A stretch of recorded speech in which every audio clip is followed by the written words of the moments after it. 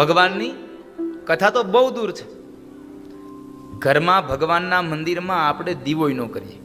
તમે જુઓ, દીવો કરીએ કે પગે લાગીએ, આમ બે હાથ જોડ્યા અને આંખો બંધ થાય એટલે તરત જ રેકોર્ડિંગ ચાલુ થઈ જાય. મને આપજો, મને તે આપજો, મને આપજો, મને આપ્યું, હવે મારા દીકરાને આપજો. ભગવાન અંદરથી કે એલા તારા હાટું તો તે માગ્યું, હવે બીજાનું તો બંધ કર. તારી પેલા ઈ આવીને ગયો.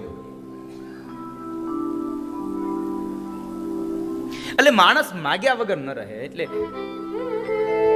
માગવાનું તો બંધ થાય નહીં. આપણે પણ આ ગ્રંથની અંદર શું મળે, આ કથાને સાંભળવાથી શું પ્રાપ્ત થાય, એની આપણી અંદર પ્રશ્ન હોય છે. એક વાત ચોક્કસપણે કહું કે શ્રીમદ દેવી ભાગવતનો ગ્રંથ મહાગ્રંથ છે, મહાપુરાણ 5મો લખાયેલો ગ્રંથ છે. અને એમ કહે છે 18 પુરાણોમાંથી શ્રીમદ દેવી ભાગવત 5મ ગ્રંથ છે અને એ 5મો ગ્રંથ. ભગવાન બાદરાયણ એમ કહે છે, બાદરાયણ તો એમ કહે છે કે આ ગ્રંથને સાંભળવાથી ભુક્તિ, મુક્તિ, રિદ્ધિ, સિદ્ધિ બધું મળશે. પણ હું ચોક્કસપણે એટલું કહીશ, આ કથાને સાંભળવાથી કોઈ માણસને ભુક્તિ મળે, મુક્તિ મળે, રિદ્ધિ મળે, સિદ્ધિ મળે, આમાંનું કાંઈ ન મળે તો કાંઈ નહીં, પણ આ 9 દિવસમાં 3-3 કલાકની કથાને સાંભળી અને જિંદગીભરનો આનંદ જરૂર મળશે સાહેબ. આનંદ તો મળવાનો છે. આનંદની પ્રાપ્તિ થશે. અને અહીંયા આનંદની માત્ર કથાઓની સાથે સાથે જ્યારે જ્યારે આપણે ધૂન કીર્તન આવે ત્યારે નાચી પણ લેશું. આવે તો નોય આવે. આ તો ઇનામની પેલી ચિઠ્ઠી છે, લાગે તો લાગે, નોય લાગે. એટલે મને એમ થાય કે ચાલો હવે ગાવું જોઈએ તો ગાવું જ પડે. મને એમ થાય કે નથી ગાવું તો નથી ગાવું. બાપજી, એવી કંઈક કથા સંભળાવો કે જેને લઈ અને મારા મનને પરમ શાંતિની અનુભૂતિ થાય.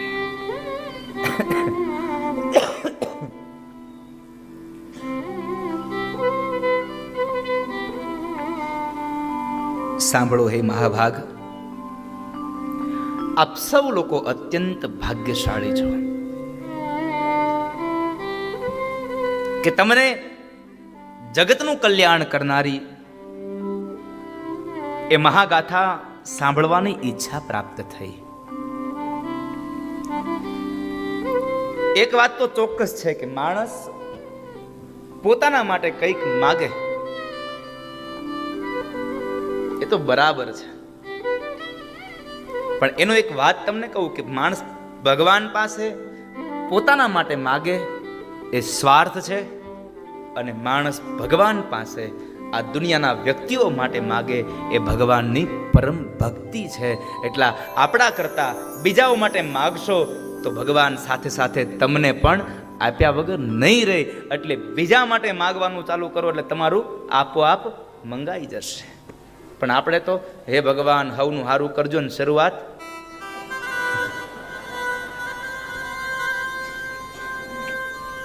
મારાથી કરજો. આજની કથા કદાચ 8:30 વાગ્યા સુધી વાંધો નથી ને? હા, કારણ કે શું છે, તમે કદાચ આનંદ થાય કે હવે દાદા પૂરું કરે એટલે જલ્દી ઉપરના માળે ચડી જાય. નીચે રાખ્યું છે આ હોલમાં જ છે તો સારું. તો હું હોય ત્યાં જ નથી ને?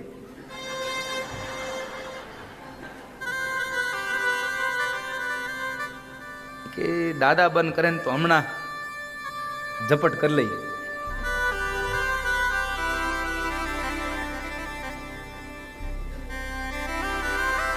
પણ એક વાત મને યાદ આવે, શતમ વિહાય ભોક્તવ્યમ સહસ્ત્રમ સ્નાનમાચરે. સુભાષિતમાં એક શ્લોક આવ્યો છે, શતમ વિહાય ભોક્તવ્યમ. 100 કામ પડતા મૂકીએ ને જમી લેવું. આગળનું સાંભળજો, નકર તમે હમણાં કહો દાદાએ કીધું 100 કામ પડતા મૂકો, કથા મૂકો પડતી, હાલો જમી લઈ. શતમ વિહાય ભોક્તવ્યમ સહસ્ત્રમ સ્નાનમાચરે.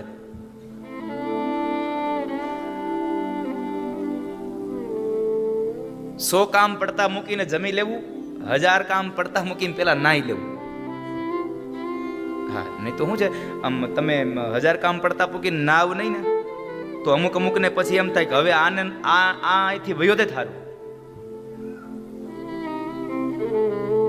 પણ હવે તો આપણો ઘણી સુધારા આવી ગયા ને અમુક તો હવારે જે આપણે હતું પેલા વરસાદથી વરસાદ નહીં,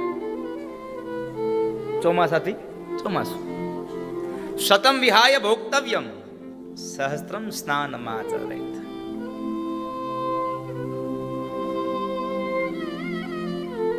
સો કામ પડતા મૂકીને જમી લેવું, 1000 કામ પડતા મૂકી નાઈ લેવું, 1,00,000 કામ પડતા મૂકી દાન દેવું. આપણામાં એક સમય હતો કે જ્યારે કોઈ ભિક્ષાવૃત્તિ કરવા આવ્યા હોય ને તો હાથમાં ગમે તેવું કામ હોય એ કામ છોડી દઈ સાડીના છેડે હાથ લૂછી અને આપણે એમને દાન આપતા. 1,00,000 કામ પડતા મૂકીને દાન દેવું. પણ આ બધાય કરતા ઊંચું છે. કોટિમ ત્યક્ત્વા હરિમ ભજે. કરોડો કામ પડતા મૂકી અને પેલા હરિને ભજી લેવા, પેલા ભગવાનને ભજવા. કોટિમ ત્યક્ત્વા હરિમ ભજે, ભગવાનને ભજવા. એટલે આપ સૌ લોકો થોડીક વાર, આજે આવતીકાલથી આજનો સમય તમારા હિસાબથી ચાલ્યો. તમે એમ કીધું કે દાદા અમારે વાં છે BAPS ના મંદિરથી, સ્વામિનારાયણ મંદિરથી અમારે પોથયાત્રા કરવી છે, વાજતે ગાજતે આવવું છે. કઈ વાંધો નહીં, તમારી ઈચ્છા, તમને મોજ આવે.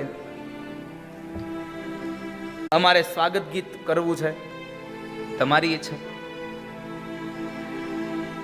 દીપ પ્રગટ્ય કર્યું અને ત્યારબાદ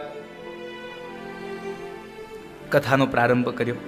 એટલે આજે મારો કહેવાનો ભાવાર્થ કે આજે તમે જેમ કર્યું ને, તમે જેમ કીધું એમ મેં કર્યું.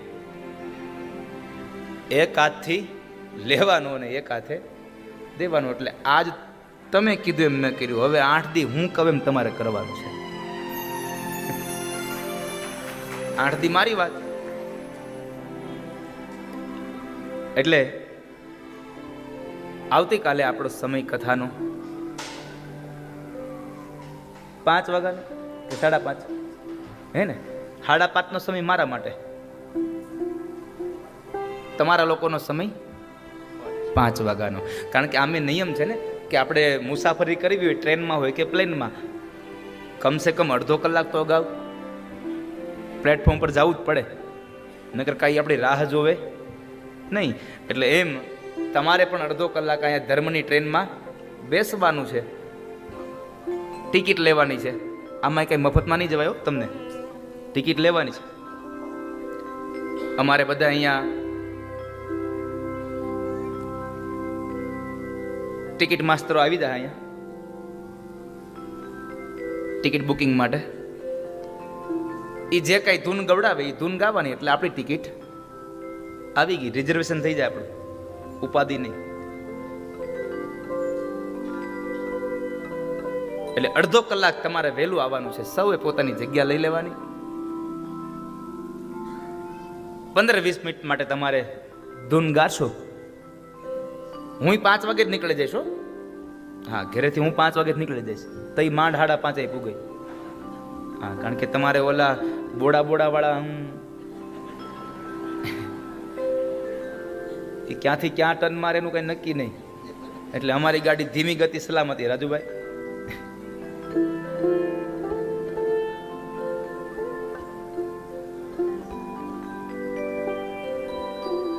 બહુ સારું છે અહીંયા બધું, આમ ઘણું આમ જોવા મળ્યું છે.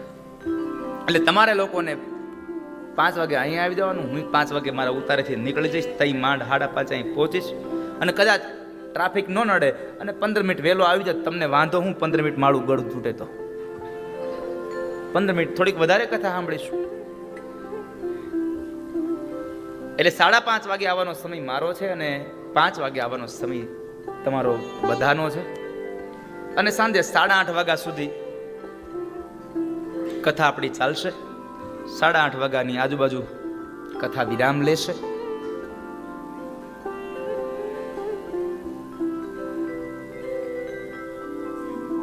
આ બધા બહુ બળભાગી છો એટલે શ્રીમદ દેવી ભાગવતની કથા મારે મહાત્મય જે આજે ગાવું છે એ મહાત્મ્યની એક બે કથાઓ બહુ પ્રસિદ્ધ કથાઓ છે, પણ આપણે બધાએ દેવી ભાગવત બહુ ઓછું સાંભળ્યું એટલે આપણને ઓછી ખબર હોય છે. ભગવાન બાદરાયણ એમ કહે છે કે શ્રીમદ દેવી ભાગવત ગ્રંથ એવો છે કે તમામ પુરાણોમાં એ શિરોમણી છે, મહત્વનો ગ્રંથ છે, જેની અંદર માં ભગવતીની આરાધના કરી છે. તેની મહાનતા સામે અન્ય પુરાણો, તીર્થો અને વ્રતોની કોઈ ગણના નથી. 12 મહિનાની અંદર આવનારા તમામ વ્રતોની તમે ઉપાસના કરો, ઉપવાસ કરો, ઉપાસના કરો, અને 12 મહિનાનું જે કાંઈ વ્રતનું ફળ મળે એ ફળ તમને 9 દિવસની આ દેવી ભાગવત કથા સાંભળવાથી 12 મહિનાના વ્રતોનું પુણ્ય તમને આપોઆપ મળી જાય છે. આ ભારત વર્ષના તમામ તીર્થોમાં તમે જાઓ અને તમને તીર્થમાં જઈ જે પુણ્ય પ્રાપ્ત થાય છે એ તીર્થના પુણ્યની પ્રાપ્તિ પણ તમને શ્રીમદ દેવી ભાગવત કથા સાંભળવાથી મળે છે. કારણ તીર્થોમાં દેવતાઓના દર્શન કરવા માટે આપણે જવું પડે, પણ ભગવાન બાદરાયણ એમ કહે છે કે જે જગ્યાએ શ્રીમદ દેવી ભાગવતની કથા ચાલે ને ત્યાં ભારત વર્ષના તમામ તીર્થના દેવતાઓ આવી અને કોઈના કોઈ રૂપે બિરાજમાન થઈ જાય છે, એટલે આ પવિત્ર ઘાટ બની જાય છે, પાવન ધરા બને છે, આ પાવન ધરતી બને છે. એટલે તમારે અન્ય તીર્થોમાં જવાની જરૂર નથી. આ શ્રીમદ દેવી ભાગવતનો આ મહામંડપ એ જ તીર્થોથી ભરેલો મંડપ છે. અન્ય પુરાણોને સાંભળો અને જે પુણ્ય મળે એ પુણ્ય માત્ર એક શ્રીમદ દેવી ભાગવતની કથાને સાંભળવાથી મળે છે. તમને એક મનમાં પ્રશ્ન થશે, અને મને આ પ્રશ્ન મને બહુ વખત થયો છે કે કોઈ ભાગવત કથા વર્ણન કરવા આવે તો એ ભાગવત કથાના વક્તા એમ કહે કે બધા પુરાણોમાં શ્રેષ્ઠ જો કોઈ હોય તો શ્રીમદ ભાગવત છે. કોઈ રામચરિત માનસ કથા કરવા આવે તો એમ કહે કે તમામ ગ્રંથોની અંદર જો કોઈ શિરોમણી હોય તો રામચરિત માનસ છે.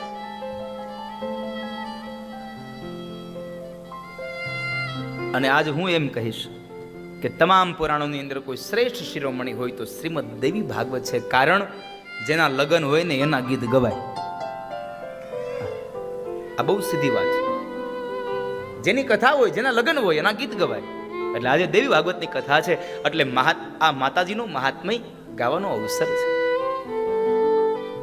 માતાજીનો અવસર આ ગાવાનો અવસર મળ્યો છે. તો એ કથા આજે ભગવાન બાદરાયણના એ શિષ્ય સૂત મહાપુરાણ એમ કહે છે કે જે માણસ શ્રીમદ દેવી ભાગવતની કથાને સાંભળે એના પાપ રૂપી વનો બધા જ બળીને ભસ્મ થાય છે. પાપરૂપી જે જથ્થો છે એ બળીને ભસ્મ થાય છે. જેના ભાગ્યમાં હોય એને આ શ્રીમદ દેવી ભાગવતની કથા સાંભળવા મળે. મનુષ્યને પાપોના ફળ સ્વરૂપ મળનારી વેદના, દુઃખ, શોક, ક્લેશ આદિ ભોગવવા નથી પડતા.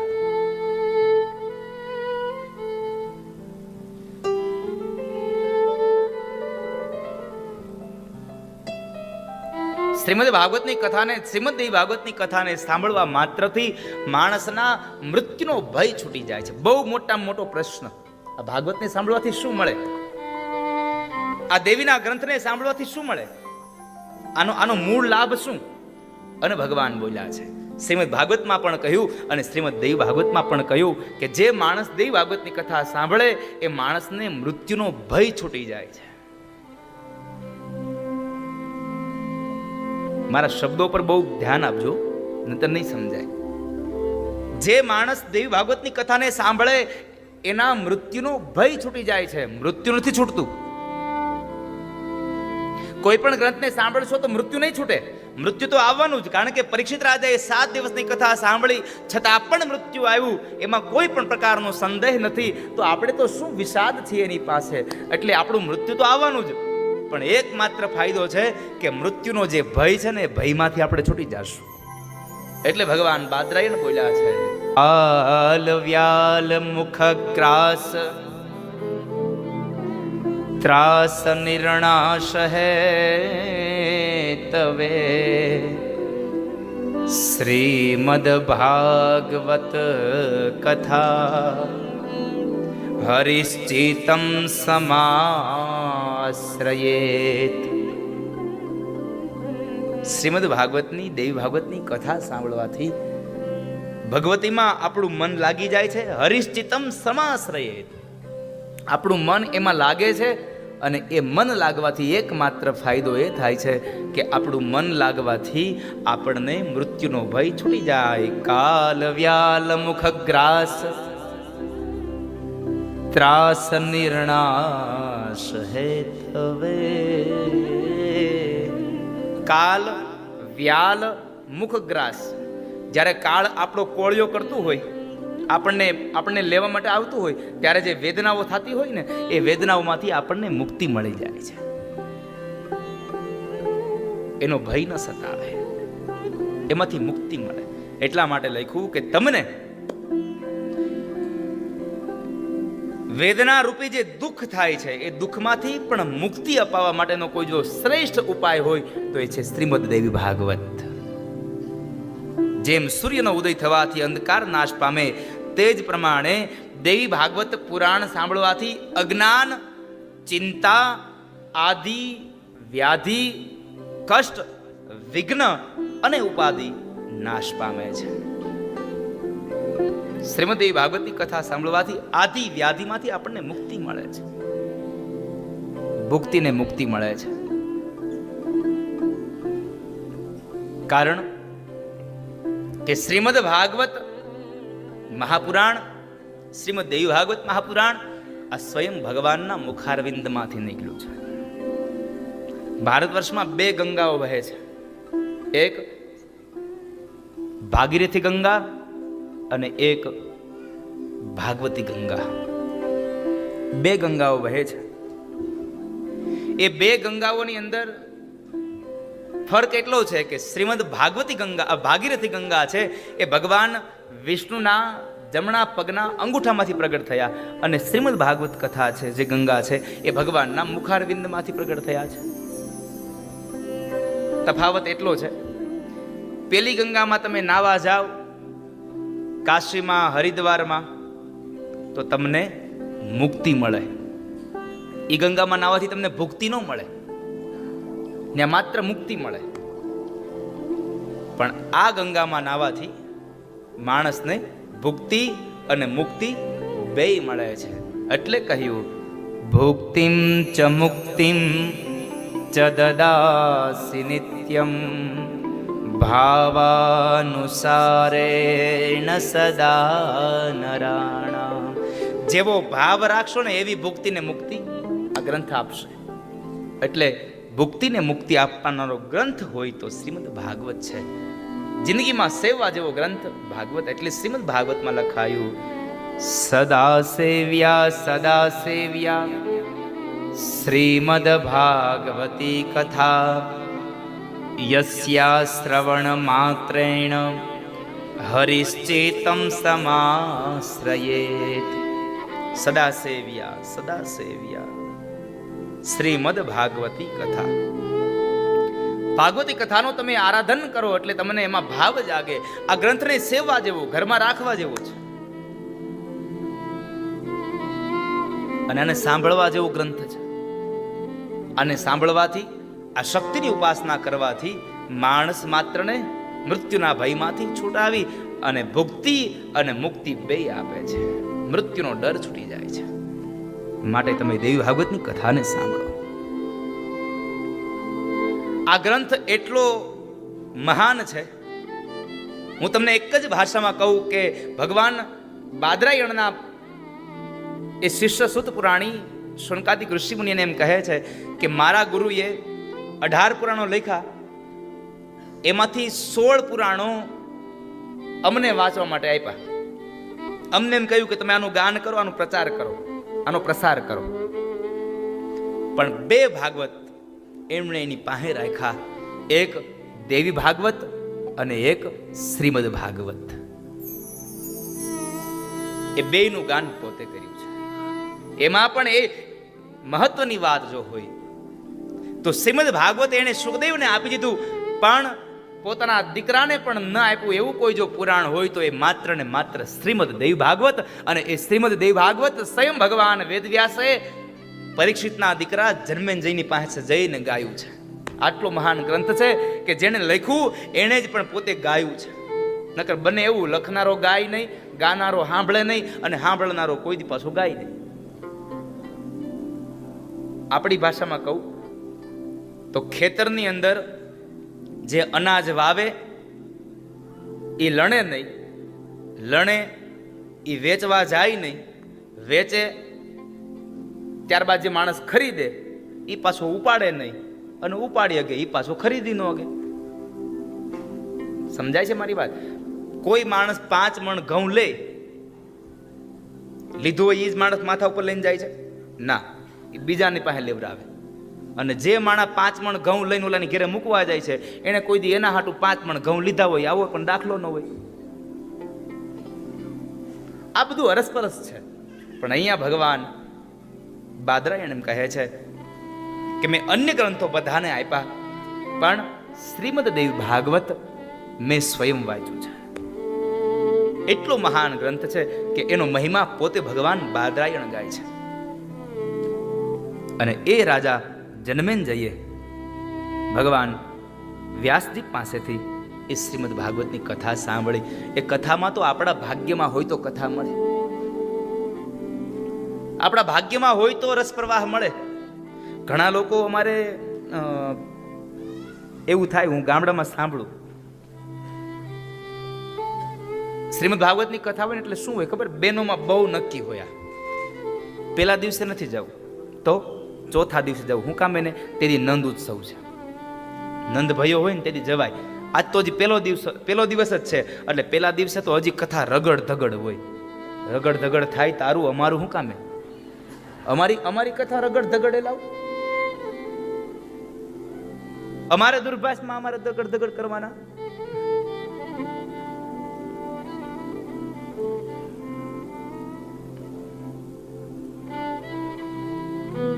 ચોથા દિવસે જાવ, એ ચોથા દિવસની રાહ જોતા હોય.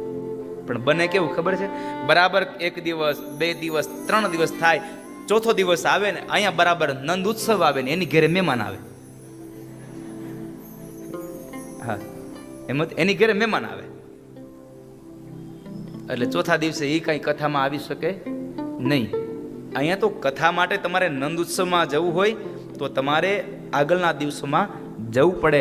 આપણી પણ આ દેવ ભાગવતની અંદર માં દુર્ગાનું પ્રાગટ્ય થશે, માં જગદંબાનું પ્રાગટ્ય થશે, માં પાર્વતી ભવાનીનું પ્રાગટ્ય થશે.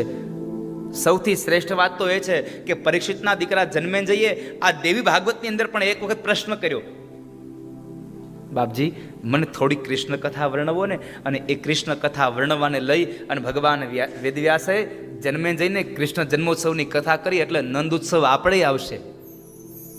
આ નંદ ઉત્સવ આપણે તો એટલા ભાગ્યશાળી છીએ, કથામાં આપણે નંદ ઉત્સવ ગાઈશું અને વળી પાછા 3 તારીખે આપણે આ મંદિરમાં વળી પાછો નંદ ભયો કરીશું. એટલે 2 વખત આ વખતે આપણને તો નંદ ભયાના ઉત્સવ મળ્યા. પણ આપણે ભાગ્યશાળી હોય તો મળે, અને ભાગ્ય વગર કોઈને કશું પ્રાપ્ત થતું નથી. એટલે રામચરિત માનસની ચોપાઈ ભગવાન તુલસીદાસજી મહારાજ લખે છે, ભાગ્ય વિના નર પાવત નહીં. જેના ભાગ્યમાં હોય એને મળે. આ તો સત્સંગનો મહિમા છે, ને સત્સંગનો મહિમા તો અનેક જન્મના પુણ્ય આપણા ભેગા થયા હોય અને એ પુણ્યનો જ્યારે ઉદય થાય ત્યારે આપણને સત્સંગનો મહિમા મળે. એટલે શ્રીમદ ભાગવતનું મહાપુરાણનું એ ભગવાન મહાત્મ્યમાં બાદરાયણ બોલ્યા, ભાગ્યોદયેન બહુ જન્મ સમરજિતેન સત્સંગ મંચ લભતે પુરુષો યદાવે. ભાગ્યોદયેન બહુ જન્મ સમરજિતેન, અનેક જન્મના આપણા ભાગ્યનો ઉદય થાય ત્યારે સત્સંગ મંચ લભતે પુરુષો યદાવે. ત્યારે આપણે બધા ભેગા મળી અને આવો સત્સંગ ગાતા હોઈએ છીએ. આ સત્સંગને ગાવા જેવો છે, આ રસને પીવા જેવો છે. પણ આ ભાગવતનો રસ પીવો હોય ને તો રસિક બનીને રસ પીજો, ભાવુક બનીને રસ પીજો. રસિક બન્યા વગર આનો રસનો ખબર નહીં પડે, રસનો સ્વાદ નહીં મળે. જ્યાં સુધી ભાવ નહીં જાગે, જ્યાં સુધી તમને રસ નહીં પડે, તમને આમાં કંટાળો આવે. જો કે એક વાત તમને બહુ ચોક્કસ કહું, શિવપુરાણ, રામકથા, ભાગવત કથા, આ બધાયથી જો વધારેમાં વધારે ગૂઢ કથા હોય ને તો દેવી ભાગવતની છે. આ કથાના અભ્યાસ વગર કથા ન થાય. ઘડીકમાં તો ક્યાંના ક્યાંય લઈ જાય. તમને એમ થાય દાદા ક્યાંથી ક્યાં લઈ ગયા આપણને કથામાં, પણ આ દેવી ભાગવતની કથા જ એવી છે. એટલે હું તમને આ 9 દિવસની અંદર જે 3-3 કલાક કથા કરવાની છે, એટલે હું કથાના એક કથકના રૂપની અંદર કથા તમને કહીશ, જેથી કરી અને તમને દેવી ભાગવતનો મહિમા સમજાય. જે મૂળ દેવી ભાગવતની કથાઓ છે, દેવી ભાગવતની કથાઓને, મૂળ કથાઓને આપના તરફ ગાવાના પ્રયત્નો કરીશું. બહુ લાંબી કથાઓ નહીં કરી, પણ તત્વવાળી કથાઓ કરીશું. તમને જેમાં આનંદ આવે એ કથા કરીશું. નહીં તો આ દેવી ભાગવતની કથા તમને ઘડીકમાં કંટાળો આવે અને તમે મંડો અહીંયા ઝોલા ખાવા. વગર આસને સમાધિ લાગી જાય અને તમારી સમાધિ એવી હોય ગમે ની માં જ પડે. આ સમાધિ એવી ગમે ની માં જ પડે. કથામાં તો માણસ ગમે ત્યાં જાય. ભાગ્યોદયેન બહુ જન્મ સમર્જિતેન સતસંગ મંચ લભતે પુરુષો યદા. ભાગ્યોદયેન બહુ જન્મ સમર્જિતેન સતસંગ મંચ લભતે પુરુષો યદા. ભાગ્યમાં હોય એને સત્સંગનો મહિમા મળે. ભાગ્ય વગર સત્સંગ ન મળે. ભાગ્ય વગર પાવક નાહી. એટલે એવો આ સત્સંગનો મહિમા. અને એ સત્સંગના મહિમાની અંદર આ કથાનો મૂળ લાભ શું? તમારી ભાષા આવે, તમે જેની રાહ જુઓ છો એ ભાષા. કારણ કે લાભ વગર આપણે કોઈ દિવસ ક્યાંય જઈએ નહીં. કથાને સાંભળવાથી લાભ શું થશે?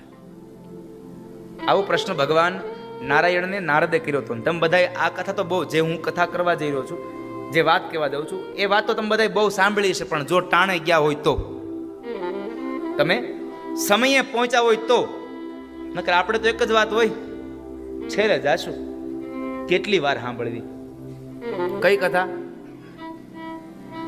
હે? સત્યનારાયણની કથા. આપણે તો 4-5મા અધ્યાયમાં પૂગી માંડ કરીને. અમુક તો આરતી પૂરી થઈ પછી આવે અને પછી તો હાથ એકનો જીબડો કાઢે. કારણ કે પછી આમ શરમ આવે કે પૂરી થઈ ગયા તઈ આવ્યા આપણે. એને આમ શરમ ન હોય કે કોક કહે એની શરમ હોય. જો તમે સત્યનારાયણ ભગવાનની એ સ્કંદ પુરાણની કથામાં તમે પહેલા અધ્યાયમાં પહોંચ્યા હોય તો તમને એ કથા દાદાએ વાંચી હોય ત્યારે યાદ હોય, કદાચ જો તમે સાંભળ્યું હોય તો. પણ જો કે જાજા ભાઈ ગઈ તો બહુ ઓછા લોકો પહેલા અધ્યાયમાં બેઠા હોય. અમુક જ્યારે પહેલા આમ આવ્યા હોય ને, દાદા બરાબર મોડા આવ્યા હોય ને, જો પૂજા હાલતી હોય ને, જો એને જરાક વહેલું અવાઈ ગયું હોય ને તો આવીને જ્યાં જોવે પૂજા હાલે છે, ઓહો એ ત્યાં પૂજા હાલે છે, જાણે એને આખી જિંદગી લૂંટાઈ ગઈ હોય, આવડો નિહાળો નાખે. એ ત્યાં પૂજા હાલે, કારણ કે એટલી ઘડી બેહવું પડે, એને ચીથરી ચડતી હોય, આળસ ચડે. જલ્દી પ્રસાદ વેચાય એટલે એને થોડોક રવો ઉપાડ લઈને પછી વ્યાધી ઘેરે એક ચમચી ચરણામૃત પી લઈ.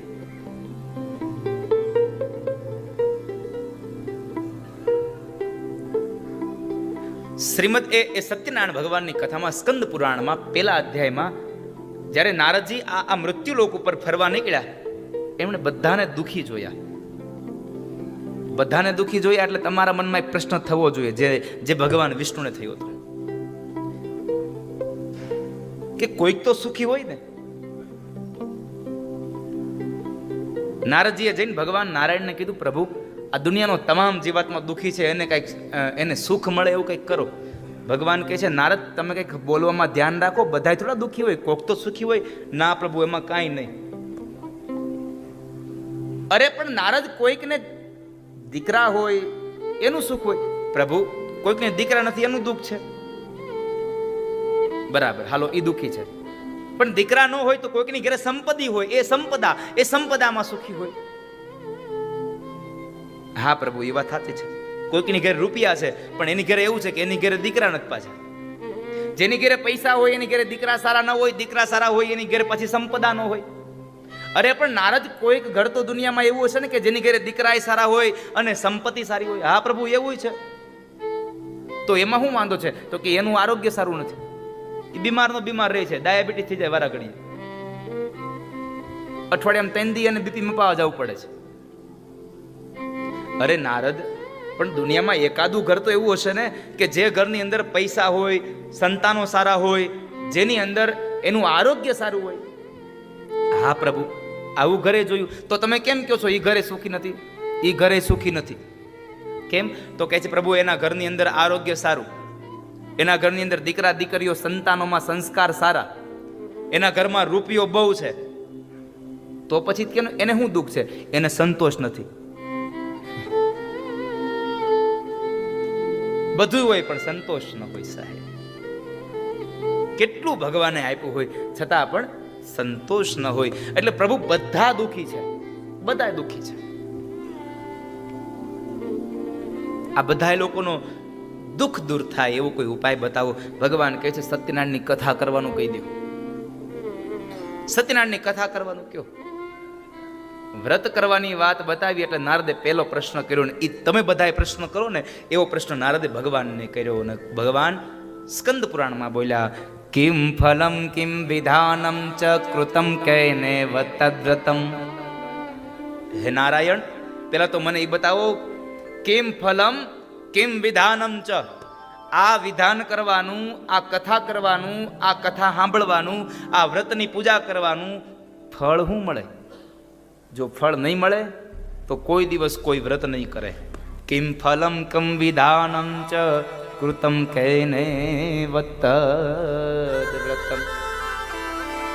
તદ્વ્રતમ, શું ફળ મળે? એટલે આ દેવી ભાગવતને સાંભળવાનું ફળ શું છે એની કથા તમને, કોઈ મનુષ્યને ફળ મળ્યું હોય એવી કથા તો ઠીક છે, પણ જ્યારે મનુષ્ય અવતાર લઈ અને આવેલા ભગવાન કૃષ્ણના સ્વયં પિતાજી ભગવાન વસુદેવજી મહારાજને જે ફળ મળ્યું એની કથા તમને શ્રીમદ દેવી ભાગવતની કથા કહું. ભગવાન એ કૃષ્ણના પિતા વસુદેવને ફળ મળ્યું. એક વખતના સમયે દ્વારકાની અંદર ભોજવંશનો રાજા સત્રાજીત, અને એ સત્રાજીત જે રાજા હતો એ રાજા એક વખતના આમ ભગવાનનો ભક્ત છે, ભગવાનની પૂજા કરે. અને એ સમયે એણે ભગવાન સૂર્યની આરાધના કરી. ભગવાન સૂર્યની આરાધના કરે છે એટલે આરાધનાની અંદર એમને એમ થયું કે ભગવાન શિવની આરાધના, એ સૂર્યની આરાધના કરો. અને આરાધના કરતા કરતા કરતા કરતા એટલો ભાવ જાગ્યો, એટલો ભાવ એમાં જાગી ગયો ને કે ભાવની અંદર એ માણસ એટલો ઓતપ્રોત બની ગયો કે ભગવાન સૂર્યનારાયણ એ ભાવને લઈ અને ભગવાન એ સૂર્ય એના પર પ્રસન્ન થયા, પ્રગટ થયા. અને અંતે ભગવાન સૂર્યનારાયણ એ સત્રાજીત યાદવ, એક સત્રાજીત રાજાને કહે છે કે હે રાજા, ધન્ય થયો તું, તારી આ પૂજાની ભાવ થકી હું પ્રગટ થયો, હું પ્રસન્ન થયો છું, માંગી લે, હું શું આપું તને?